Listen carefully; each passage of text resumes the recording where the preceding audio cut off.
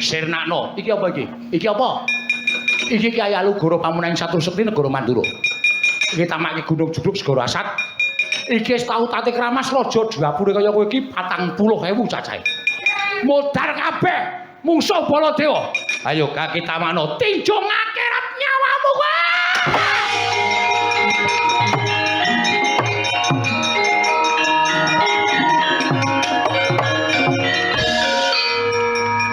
Mongso iso glawat. Ratu kaya manuk guwek.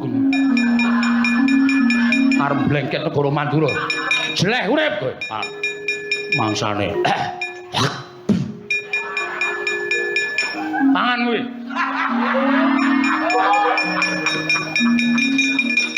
Werkudara. Werkudara. Hai. Bengak-bengok. Anggepmu apa? Amsa diboko ki mungsuhku. Iki sing gawe tuk sembring perkara sing kowe. Ya ta? Ya ta? Iya. Kowe mesti. Ayo.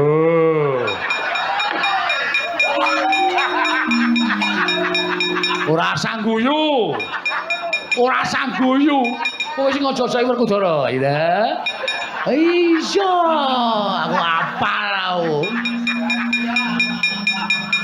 Kok Prabu muni ndika menapa? Wis ora dadak kowe kumbras dadak kowe sila. Kowe sing dadi tuk sumring perkara, kowe kongonan Werkudara ta? Iya ta? Ayo. Iya ta? Kowe ketok kowe gligaping paning almu kowe kedap-kedap ngono ki anggap aku ora ngerti kowe piye? Terus saiki aku tak takon karo kowe. Inggih. Kowe dawuh Werkudara ngono kuwi apik kok. Lho, sae kemawon apik miturut kowe dasarmu apa? Kok Prabu kula nuwun sewu. Nek perang ki niku mboten ngangge akal ning nganggo okol. Lho, tegese meng waton sentosa, waton rasa, waton ngamuk ning nuwun sewu. Mriki mboten diagem. Molo dasmu kuwi. Kula suwun